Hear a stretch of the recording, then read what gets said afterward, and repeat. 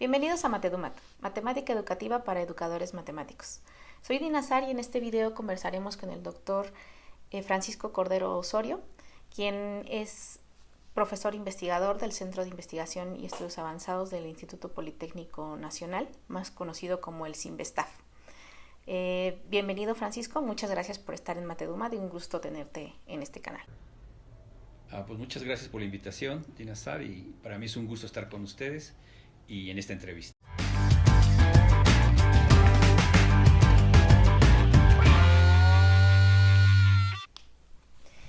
Bueno, les comentamos que en esta sección de Matedumat, un café con, nos interesa conversar con investigadores al calor de un café y de una forma, digamos, cercana, con personas que tienen pues trayectorias académicas interesantes, que están dentro de nuestra disciplina, que es la matemática educativa, y esto nos ayudará tanto a conocer sus caminos, sus contextos y aprender también de pues estas experiencias de vida que han tenido estos investigadores o profesores de nuestra área. En este sentido, pues nos da mucho gusto poder platicar con Francisco, que es, como ya les comenté, un investigador de una gran trayectoria dentro de la matemática educativa en México y en muchos otros países. Entonces me gustaría comenzar pues la conversación, digamos, desde el principio de, vamos a decir, la vida académica que has tenido y hablar un poco de tu formación de base. Tú eres matemático, ¿no?, de formación.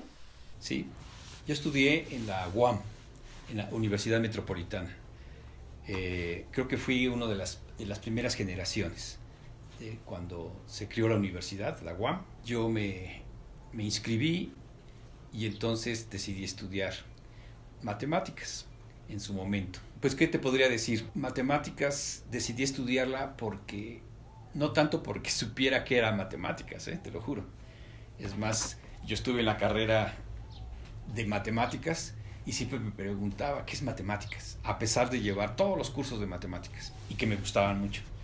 Pero me costaba mucho trabajo explicarle a gente que no necesariamente eran profesionistas o no necesariamente tuvieran que ver con el vínculo de la matemática, lo que era matemáticas. Más bien era una explicación para mí nada más, pero no para algo más universal para la gente, ¿no?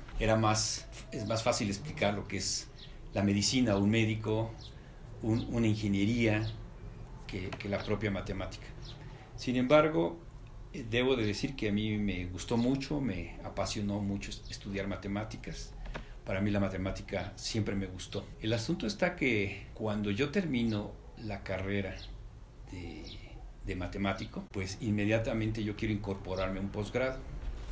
Y el posgrado al que me quiero incorporar es matemáticas porque no tenía otro referente. Al estar en el posgrado de matemáticas en el CINVESTAF, en el departamento de matemáticas, pues resulta ser que me llevo la sorpresa que los cursos son los básicos, así le llaman. No sé si ahora le sigan llamando así, pero son los básicos: análisis matemático, topología, álgebra moderna y variable compleja. Me parece que esos eran los 4 cursos que en aquel entonces se llevaban. En ese entonces estoy hablando de 1982 que yo terminé la carrera. Entonces, en ese año yo inmediatamente me quiero incorporar y entonces pues empiezo a llevar los cursos y siento que es lo mismo que me estaban dando en la carrera, nada más que en un ritmo más rápido. O sea, era un repaso de todo los mismos cursos de topología, pero en un curso, los mismos cursos de análisis matemático, pero en un curso, y así, de álgebra, grupos, etcétera, ¿no? Variable compleja, lo mismo. En ese inter yo me topo con colegas, con profesores jóvenes, con personas que habían estado en el departamento de matemáticas del CINVESTAF y platicando mis preocupaciones de entendimiento de lo que es la matemática, me dicen, tal vez te interese matemática educativa. ¿Y qué es eso? Te lo juro, no sabía que era matemática educativa. Uno de ellos me dice, los viernes hay un seminario y es abierto y puede entrar cualquier persona. Me da la dirección. Voy. Tú tal vez sepas la historia de matemática educativa que antes se encontraba en casas, en el sur de la ciudad, en la colonia del Valle. Eran 3 casas que estaban repartidas. Y en una calle que se llama Dakota, ahí es donde estaban dando ese seminario. Y fui con una compañera que se nos quedaron viendo todos porque éramos gente muy extraña, porque estábamos ahí, quiénes éramos. Es más, gente que nos llegó a preguntar, ¿ustedes quiénes son? ¿Por qué están aquí? Sí era abierto, pero más bien era un seminario de ellos, ¿no? De esta comunidad de matemáticos educativos. Pues a mí me gustó. Me gustaron las discusiones que se armaban ahí, me empezó a llamar la atención y decidí hacer un cambio. Y decidí irme a matemática educativa. Entonces, ese fue uno de mis primeros acercamientos. Ahora, no con eso quiere decir que también entendía que era matemática educativa o que acababa de haber entendido lo que era matemáticas. Pero vi otros aspectos que se estaban estudiando y me gustaba. Y entonces eso me hizo decidir hacer el cambio y no me arrepiento. O sea, fue un cambio completamente acertado porque ahí encontré una fuente de cosas que yo me preguntaba acerca de la matemática y bueno, pues entonces sin saberlo me fui convirtiendo en un matemático educativo. Esa es mi historia de cómo es que llego a estudiar matemática educativa. Y no fue hasta el 86 que me gradué de maestro en ciencias en matemática educativa. Pero fíjate que aquí hay una cosa bien interesante y que tal vez a la audiencia, sobre todo a los que están formando, les puede importar. Pues matemática educativa nace en el año 76, en los 70s.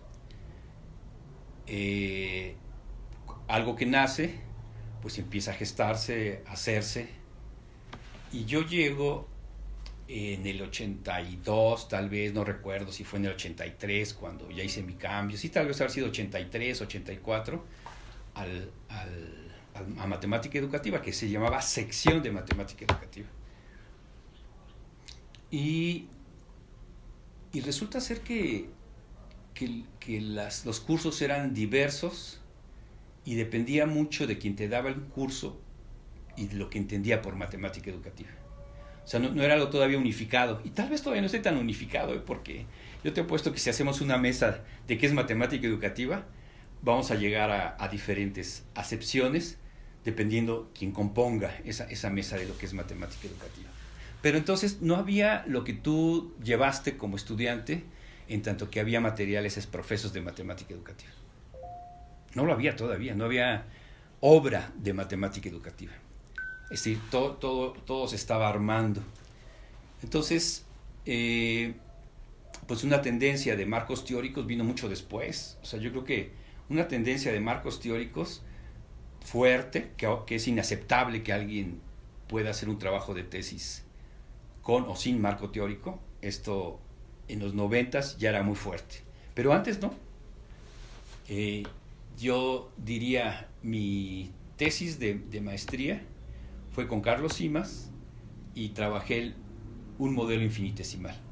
Carlos Simas construye un modelo infinitesimal alternativo al de Robinson, que nace en los 60s, y mi tesis fue reinterpretarlo y resolver problemas de cálculo para hacer ver su potencia del modelo.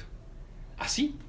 Y claro, yo cuando daba mis charlas decía que esto era mejor para la enseñanza, pero no había ningún marco teórico que protegiera lo que yo decía, sino solo era el ofrecer cierto contenido matemático y ofrecer una solución de un problema típico del cálculo que se trivializaba con el modelo infinitesimal. Entonces, ese fue mi acercamiento. El contexto en el que tú estabas, o digamos en el contexto en el que se estaba dando la disciplina en ese momento, era muy distinto al que podemos ver ahora, ¿no? Porque es una disciplina bastante joven y eso nos da la oportunidad de hablar con personas como tú, que estuviste, digamos, en el principio de esa gesta que tuvo la educación matemática en México, que comenzó esto con personas como Carlos Simas, como Eugenio Filloy, que fueron tus profesores, ¿no? Y creo que tú empezaste también, quizás, a entrar en una cuestión también importante, que es esta idea de los marcos, ¿no? Que es una cosa distintiva de Sinvestav, y en este caso del grupo al que tú perteneces, que es creación de un marco teórico que les permitiera entender esos fenómenos que estaban interpretando, ¿no? Claro, sí. Y algo interesante, que la vivencia era quienes, así como acabas tú de mencionar a Carlos Simas, a Filloy, en algún tiempo Juan José Ribaud también estuvo, después él se aleja de esa participación, y otros matemáticos que yo no los conocí, de nombre sí, evidentemente, pero cuando yo llego a la sección de matemática educativa ya no estaban ahí, matemáticos. Entonces yo creo que generaciones como la mía nos tocó más un sello, un acento, mejor dicho, más fuerte hacia la matemática. Y ahí es donde creo yo que está un punto importante, porque yo podría decir que un legado que los 80s me dejó para los 90s, que fue cuando inicié mi doctorado, entender o creer, porque sí lo creía, a lo mejor no lo entendía, ¿verdad? Pero sí lo creía, que había una historia de la matemática y una historia oficial. Es decir, que en la matemática también se daba ese tipo de cosas, la historia oficial de la matemática y la historia. Y con Carlos Simas yo creo que aprendí mucho el criticar la matemática que aparecían en los textos de matemáticas. Entonces, siempre había una idea de trastocar ese conocimiento y hacer la crítica de que había muchos contenidos que el matemático usaba solo para curarse en salud, pero no para resolver un problema didáctico. Es más, ni había didáctica. Ese era el asunto. Entonces creo yo que ese legado también se me dejó. Y luego, posterior, ya en el transcurso del doctorado, pues sí vino un foco de atención muy fuerte hacia romper la adherencia hacia el discurso de la matemática escolar. Entonces, creo yo que esos tres aspectos han sellado mi mundo, mi perspectiva, mis líneas de investigación, mi trabajo de matemático educativo. O sea, fíjate nada más, yo llevo un poco más de 30 años de estar en el CIMBESTAF. Cerca de 35, si no es que ya 35, si es que ahorita hago cuenta, son 35 años ya de estar en el CIMBESTAF. Entonces, sí hay un tiempo de dedicación muy fuerte. A ver, fue el programa de maestría y luego el del doctorado. Entonces, 5 años. Sí, yo creo como estudiante cerca de 8 años. Pero yo ya trabajaba en CIMBESTAF. Yo ya, o sea, era una generación de jóvenes que dábamos cursos en el propio CIMBESTAF, pero también se hizo un programa que se llamó Programa de Formación y Actualización de Profesores. Ese era nuestro trabajo más fuerte, salir hacia las diferentes ciudades, un programa nacional muy grande, y salíamos. Y eso fue lo que creo que nos fogó, fue lo que nos hizo como sensibilizarnos hacia la docencia. Porque en mi caso, yo solo me sentía un estudioso de la matemática, en tanto su construcción, porque así lo quería hacer, pero el efecto hacia la docencia fue ese programa. Entonces vivimos mucho tiempo estudiando y yendo y saliendo a cursos a trabajar con los docentes. Y ahí nos hicimos una pregunta bien interesante, porque decíamos, bueno, ¿a qué vamos con un profesor? ¿A enseñarle matemáticas? Pero, ¿qué matemática le estamos enseñando? La que siempre aparece en todos lados. Y la pregunta que nos hicimos es, ¿por qué la matemática es como es y no de otra manera? Y esa idea de otra manera fue la que nos abrió una brecha muy fuerte hacia lo que hacemos, yo creo, ahora. Claro, sí, el contexto era totalmente diferente, pero creo que tuvieron la oportunidad eso de salir, de observar, digamos, de manera más cercana los fenómenos que estaban estudiando, y en ese sentido también cuestionarse un montón de cosas, explicarse a sí mismos, generar sus líneas, sus trabajos, sus esfuerzos por mejorar la educación matemática en México. Y después haces un postdoctorado, que ya lo hiciste en Purdue University, en Indiana, en Estados Unidos. ¿Por qué elegiste Estados Unidos? ¿Por qué elegiste irte para allá a hacer el postdoctorado? Pues francamente fue porque se presentó la oportunidad. A ver, te diría, eh, cuando terminamos el doctorado, nos dijimos entre nosotros, un grupo de colegas y yo, que era importante conocer otro ambiente académico, a otros grupos de investigación fuera del país. Esto nos iba a dar una formación, eso nos iba a dar una visión y dado lo que estábamos leyendo en ese momento con mayor cuidado, o sea, son lecturas que tienes de la matemática educativa, de personajes que te van atrapando. Entonces unos eligieron Francia, lo sabes, y yo elegí Estados Unidos, en tanto que en ese momento yo estaba estudiando y lo hacía también junto con estudiantes míos, ya tenía estudiantes en esa época, hacíamos seminarios y leíamos lo que hoy se llama, en ese momento no se llamaba así, lo que hoy se llama la teoría APOE, ¿verdad? Y la teoría de acción, proceso, objeto. Y no se llamaba así, porque a mí me tocó estar en Estados Unidos en el 96, el artículo que se hace para presentar a la comunidad la teoría APOE, con toda esta comunidad. Entonces, yo le escribo a Dubinsky, ya lo conocía por medio de los eventos del Psychology of Mathematics Education, el PME, NA, y él estuvo en mi examen de doctorado como jurado. Entonces le digo de mi interés por ir con él a hacer un postdoc. Una persona bastante pues una persona bastante sensible, inmediatamente entiende la situación y me dice, vente para acá. Y me fui a Purdue, a West Lafayette, Indiana. Entonces fue esa la decisión y fue una vivencia bien interesante porque mi programa de irme no fue perder lo que yo ya había hecho acá, en México. Si bien aún no le llamábamos teoría socioepistemológica, todavía no tenía ese nombre, fue en el Inter que después de ese año de postdoctorados, que se le llamó teoría socioepistemológica, pero decíamos que hacíamos una epistemología especial. Yo no la quería perder, pero sí entender cómo es que Ed Dubinsky tenía un grupo y hacía una teoría como la teoría POE.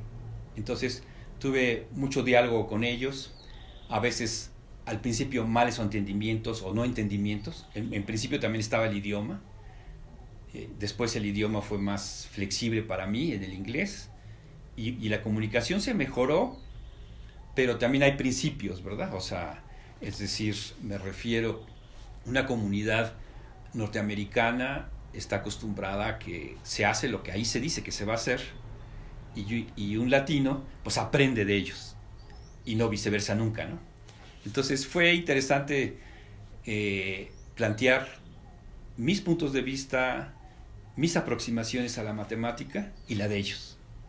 O sea, en otras palabras, nunca fui 100% APOE. Tú podrás ver, y no sé si tuviste la suerte de ver trabajos de maestría que yo combinaba lo que hoy le llamamos teoría socioepistemológica con la teoría POE. Era un esfuerzo por hacer un vínculo académico con ellos, con el grupo. Esa fue como, creo yo, mi experiencia. Y es un sello en la vida académica. Es como un punto de inflexión. Es decir, por ejemplo, tú has vivido un punto de inflexión.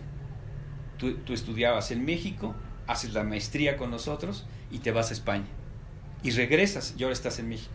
Pues regresa Dinazar y claro, tú eres Dinazar, pero ya no eres la Dinazar que cuando terminó la maestría de matemática educativa, sino hay una transformación. Si tú lo analizas, hay una transformación, hay un cambio total, hay un punto de inflexión en tu vida académica y ahora tú generas lo que tú generas por ese punto de inflexión. Entonces creo que yo diría que en mi caso el postdoc fue mi punto de inflexión, me selló y es lo que soy como académico. Sí, yo creo que esa visión que tuvieron en ese momento todo el grupo con el que tú colaborabas, que bueno, es la generación del doctor Cantoral, de la doctora Rosa María Farfán, la tuya y de otras personas, en la que tuvieron esa visión de decidir pues salir y observar otras cosas, observar otros grupos, observar el funcionamiento de otras personas que también hacían educación matemática en el mundo y que estaban sonando fuerte y que ustedes querían pues conocer qué era lo que estaban haciendo bien, ¿no? Claro. Y bueno, sí, como bien mencionas, además de conocer tu trabajo, pues estuve en el CIMSTA, fuiste mi profesor y fuiste Claro. mi director de tesis de maestría.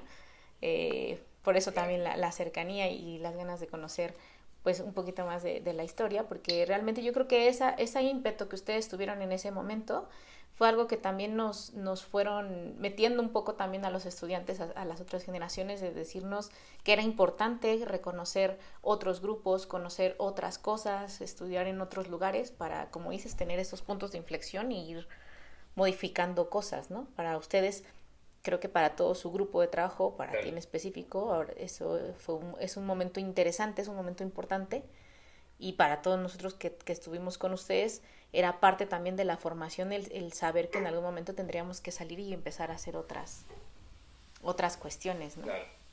Y en este salir y conocer otras personas, conocer otros grupos, otras cosas, yo sé que tú tienes un especial cariño por Chile y por los investigadores que trabajan ahí. De hecho, una de las clases que yo tomé en modelación, me acuerdo mucho que tuvimos el placer de que estuviera el doctor Mena trabajando contigo y con nosotros en la clase de modelación, que la verdad fue muy bonita, porque yo recuerdo que ellos iban como metiendo un montón de cuestiones de modelación y con el trabajo que habían hecho contigo, y había como muy buena comunicación ahí, ¿no? Lo de Chile fue algo fantástico. Incluso hice otro año sabático del 2016 al 17, nuevamente ahí mismo en Valparaíso con los mismos colegas, y igual llegué maravillado. Son estancias muy humanas y también de una carga académica muy interesante. La cuestión de ir a Chile fue una situación casual, lo voy a decir así, porque pues yo sigo siendo alguien que piensa que tenemos un programa latinoamericano de matemática educativa. Pienso en Latinoamérica, creo en Latinoamérica, creo que hay que hacer muchas cosas por Latinoamérica. Entonces, en ese proyecto, pues surge un enlace entre esa comunidad que apenas si la conocía, pero se vino la oportunidad de un año sabático y ellos me dicen, puedes venir, y me voy. Y no, fue una cuestión muy importante, muy interesante en mi vida académica. Estoy hablando del 2006 al 7, fue el año que me fui, fue mi estancia, la primera estancia de 2006 al 2007. Entonces, Chile, estamos hablando de hace más de 10 años, Chile vivía otra situación bien diferente, y me encuentro pues un Chile que requiere mucha ayuda académica, sobre todo en la didáctica de la matemática. Y en ese departamento pues estaban con mucho esfuerzo llevando a cabo un programa de magíster, así le llaman ellos, en didáctica de la matemática. Al tener ciertos números de personas inscritas y no graduados, el programa peligraba, es decir, el programa había una tendencia a que se los iban a cerrar en tanto que no graduaban estudiantes. Y a mí se me ocurre hacer algo, y entonces ese algo consistió en hacer grupos de trabajo con colegas que creían en la didáctica de la matemática, y logramos graduar en un periodo de un semestre a 16. Y eso fue todo un éxito, y ellos lo agradecen mucho hasta la fecha, me estiman mucho, yo también los estimo mucho, y al hacer ese esfuerzo de graduar 16 personas, tuvimos que hacer un trabajo enorme de síntesis, de preguntas de investigación muy claras y muy específicas, porque no nos permitíamos que la gente se atrasara, sino tenían que ir trabajando en un ritmo de tal suerte que en grupos pudieran terminar las tesis. y lograr el objetivo.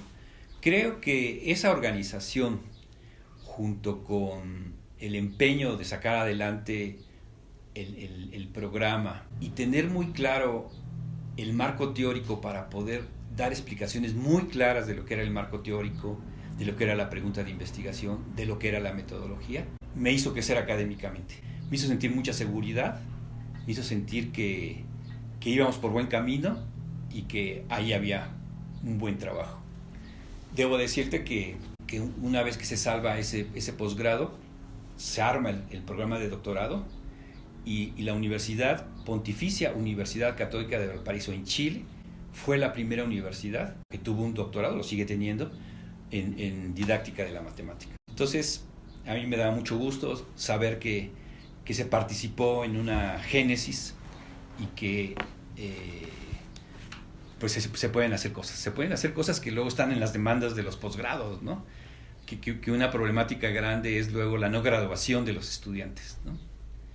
Entonces creo yo que eso me dio muchos elementos. Aparte, pues mi vivencia humana de Valparaíso para mí es una ciudad que me encanta. Precisamente que yo creo que esa influencia que tú tuviste sobre ellos y ellos sobre ti, hacía que también hubiese muchos estudiantes chilenos en el departamento de matemática educativa, Sí, y que tuviéramos por ahí un poco de vínculo, ¿no? Con esa... Exacto, y ahí viene otra parte de la formación, es decir, tú te formas, pero también debes de crear redes.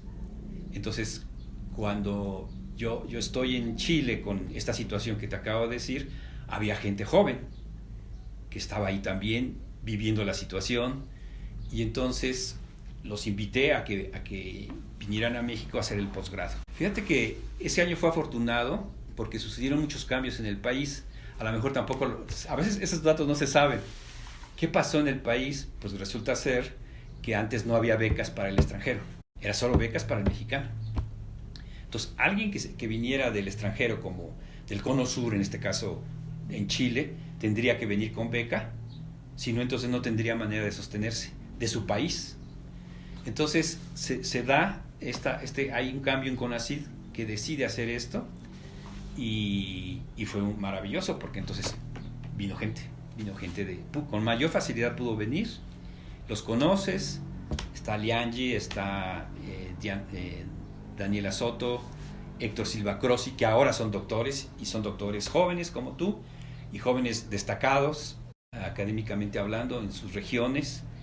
Y también, eso también me llena de orgullo. Y después ya se hace más flexible todo. O sea, ya no es que uno invita, sino ya la gente, jóvenes chilenos que han ido al CINVESTAB, es porque ellos quieren estar ahí. Claro, hay un vínculo a través de la Reunión Latinoamericana de Matemática Educativa, platican con uno y se vienen, ¿no?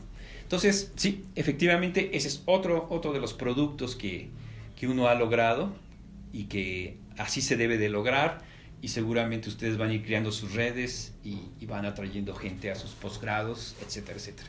Sí, muy, muy interesante. Fue una vivencia sumamente hermosa para mí y a mí Valparaíso me encanta esa ciudad tan, a veces diría uno, tan pintoresca, rara, llenas de cimas, con casitas, pero tiene un mar espectacular.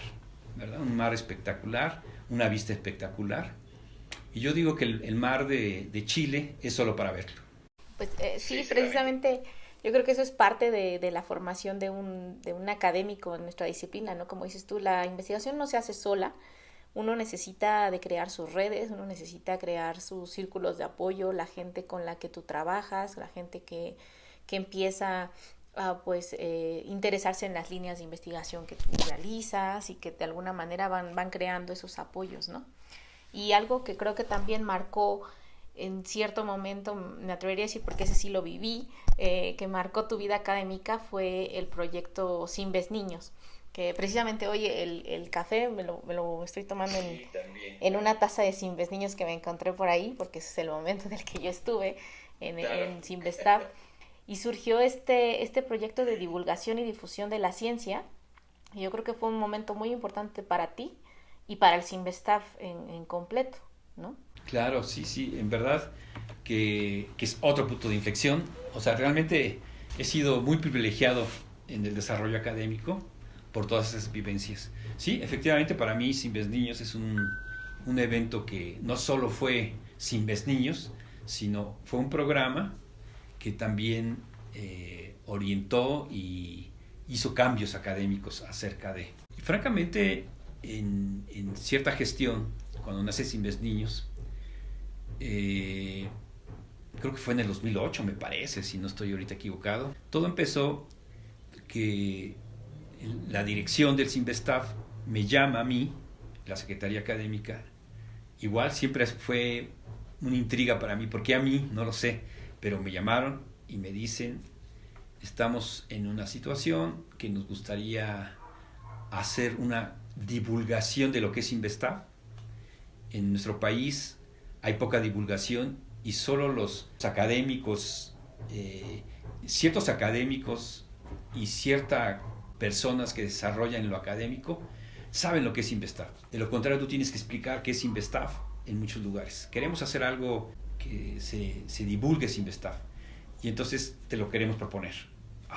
Entonces para mí fue una sorpresa, no sabía qué hacer, pero mi intuición, mi compromiso académico me decía, sí, di que sí, o sea, acéptalo y luego pues ponte a pensar qué hacer, ¿no? Y así fue como lo hice, acepté, pero sin saber exactamente qué tendría que hacer. Estuve pensando muchas ideas, hice un programa muy grande, hasta pensé en televisión, pensé en radio, etcétera, pero ellos ya tenían también sus sectores que también estaban cubriendo esa parte. Entonces, entre ese programa muy grande, puse algo que era muy pequeñito en ese programa, abrir las puertas al público para que se hicieran talleres en los jardines. En ese momento no le llamé Sinves Niños y eso fue lo que les llamó la atención. Ese punto. Hay que ponerle un nombre. Y entonces surgió el nombre de Sinves Niños, que al principio no me gustaba mucho. Sinceramente, sentía que Sinves Niños, no, le ponía un nombre, Laboratorio Didáctico de la Ciencia, y ¿qué? Es un nombrezote de proyecto, pero no para un nombre que atraiga gente y demás. Y después ya se convirtió en algo tan común, y que a la gente le fue gustando, Sinves Niños, les gustó el nombre, etc. Tú lo viviste, tú participaste mucho ahí, sabes que fue un crecimiento enorme. El primer Sinves Niños teníamos mucho miedo, yo, en lo personal, de que si iba a llegar gente o no, y tuvimos 4,000, que para mí fue una maravilla, 4,000 de público, ¿no? En Sinvestav, o sea, entre niños, mamás, papás, profesoras, profesores, talleristas, o sea, tener 4,000 personas ahí me parecía que había sido fantástico. Y recuerdas que los últimos Sinves Niños, que fueron creo que 8 emisiones, los últimos ya teníamos un orden de 20,000, de 15,000 personas. Realmente fue algo bien interesante. Una lástima que pues esto cambia de gestión y una lástima que, pues bueno, hay visiones, ¿no? O sea, no creas que todo el mundo veía con armonía lo que era Sinves Niños. Hay pues ciertas élites de investigadores que les molesta que esas cosas sucedan en Sinvestav. Y entonces, ya, eso fue un proyecto que pasó. Pero bien interesante. ¿Sabes que Sinves Niños tuvo un auge de comunicación muy grande? Yo incluso fui a Punta Arenas. Punta Arenas es una ciudad, está el cono sur, está Chile, la parte así sur, ahí hay un lugar que se llama Punta Arenas. Hasta allá fui para dar una conferencia de Sinves Niños. Resultó ser que en X momento de dar nuestros eventos de Sinves Niños, recuerdas que era solo un fin de semana, una vez al año, y resulta ser que por ahí apareció, me dijeron, está aquí el rector de la Universidad de Magallanes, de Punta Arenas, Chile. O sea, no lo conocía ni era alguien conocido por mis colegas de Valparaíso, sino completamente ajeno. Un químico. Es el rector, nos visita en el departamento de química y le ha llamado mucho la atención Sinves Niños. Quiere tener una charla con usted. ¿Lo puede recibir? En mi oficina. Y por supuesto.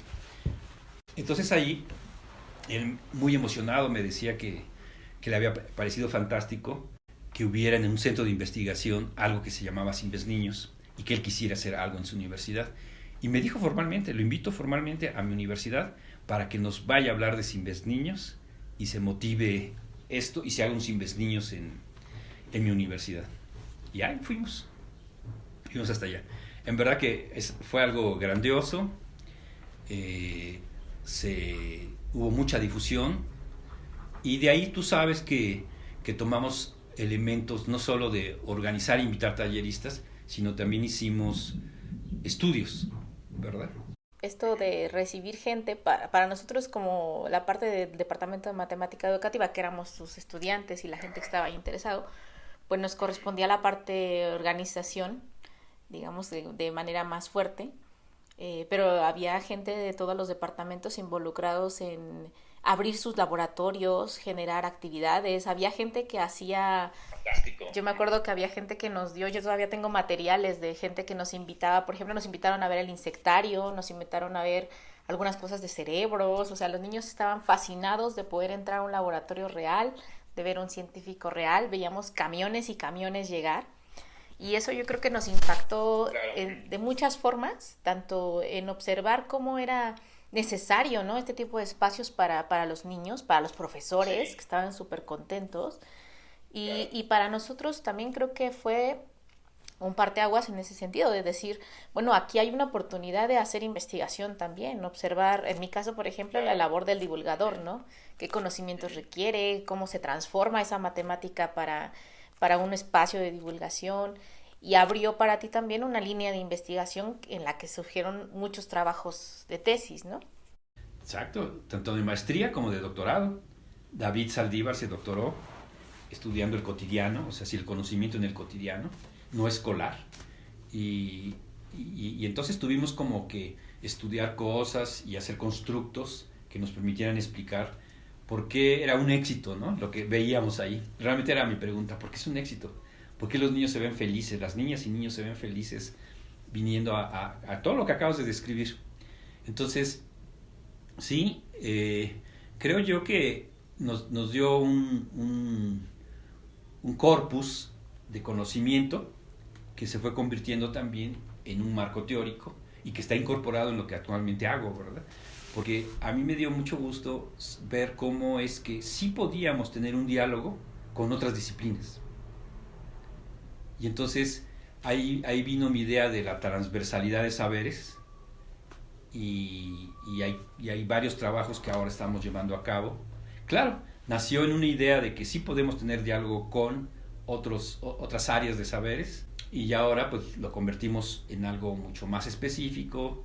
Estamos haciendo mucho trabajo con ingeniería, no solo también ingeniería, pero en mi caso sí estoy muy enfocado hacia la ingeniería, en entender los usos y significados de la matemática en las comunidades de ingenieros. Bueno, pues entonces todo eso ha sido en verdad una serie de momentos que son puntos de inflexión y que llevan a un cambio y que llevan a un desarrollo también.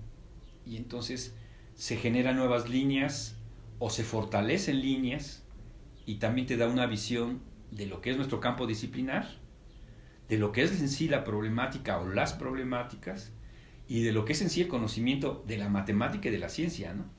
Yo hoy estoy convencido que el futuro de la enseñanza y aprendizaje de la matemática es que la matemática tiene que irse hacia los saberes, o sea, a la diversidad de saberes, no solo hacer la cápsula de matemáticas, sino llevarlo a sus relaciones con los otros saberes. Creo yo que en educación básica, en educación media, en educación superior, eso es lo que el estudiante, eso es lo que el profesor está esperando, que pueda tener un conocimiento matemático que se dé en ese marco de referencia, con esa relación.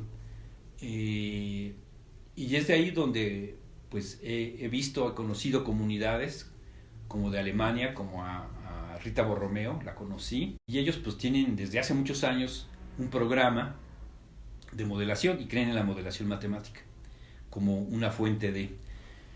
Yo en este caso, como buen socioepistemólogo que soy, creo que no es en sí la modelación matemática, sino una categoría de modelación matemática, la que va a dar esta posibilidad de una relación, porque la relación que se requiere es una relación recíproca y horizontal.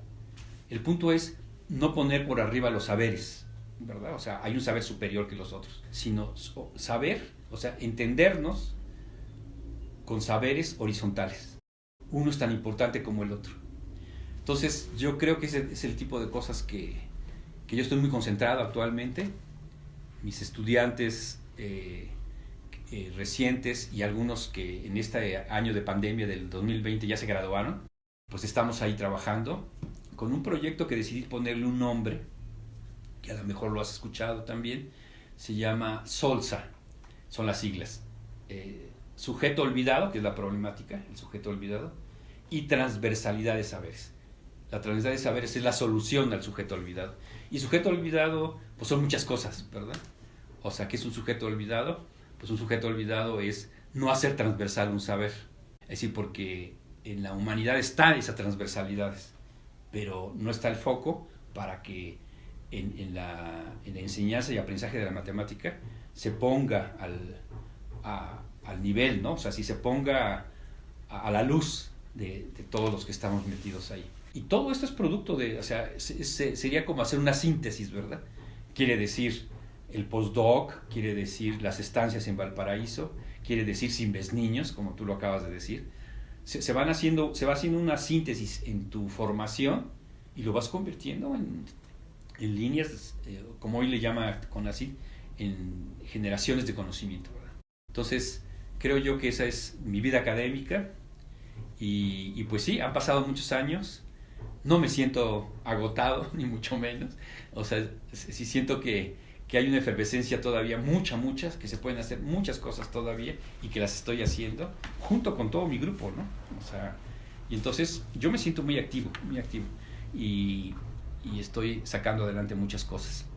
Sí, una trayectoria académica, digamos, muy productiva, pero también eso, ¿no? Llena de cuestiones que van enriqueciendo cada vez más lo que vamos haciendo y, como dices, caminos que de pronto se abren, oportunidades que surgen y que te abren un mundo de posibilidades en cuanto a lo que es la educación matemática, en entender cosas que hay que mejorar, entender cómo funcionan los grupos, generar nuevos grupos, que son cosas que como matemáticos educativos creo que tendremos que aprender a hacer, ¿no? A trabajar en grupo, a trabajar en colaboración, a buscar que estos proyectos en los que colaboramos sean proyectos que impacten en nuestra formación y en nuestro trabajo. Como dices, Sin Ves Niños, a mí me dio, por ejemplo, el interés en la divulgación, que hasta ahora continúo tanto con el canal como con colaboraciones que hago sobre matemática recreativa, y que tienen que ver pues con eso, ¿no? Con momentos de vida que uno va teniendo en su formación y que te surgen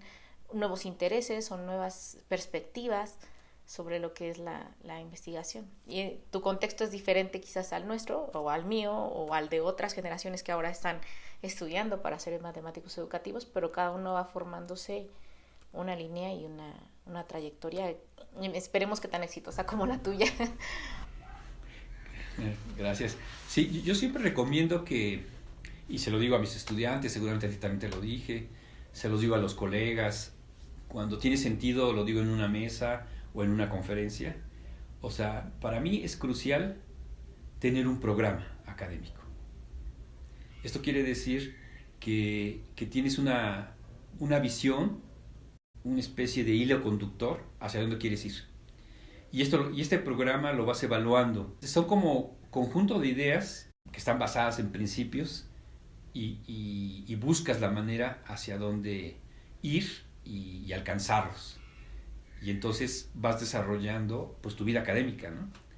No tener un programa, pues de repente se te puede cerrar el camino, pues ya acabé el paper, ¿ahora qué hago, no? Ya gradué a alguien, ¿ahora qué sigue? Pues graduar a otro, pero ¿y cómo? En cambio, un programa es un orientador, te va diciendo hacia dónde quieres ir y demás. Entonces yo seguiría recomendando eso, o sea, invéntenselo, traten de pensar en un programa, cuál es mi programa académico dentro de la disciplina, qué es lo que quiero hacer, cómo me quiero mirar en 10 años. Es un ejercicio interesante. Y entonces empieza uno a pensar, ¿qué será esto? ¿Qué quiero hacer en 10 años? o sea, qué debería de hacer en 10 años, etcétera, etcétera. Ayuda y yo sigo sosteniendo eso, sigue en mi mente, sigo pensando en mi programa, lo sigo evaluando y pienso en 10 años cómo me quiero ver y ahí se va moldeando el asunto y va uno caminando, ¿no? Y claro, en ese inter se te pueden atravesar otras cosas, otros puntos de inflexión y te mueve, pero siempre hacia un programa que tienes en la mente, ¿no?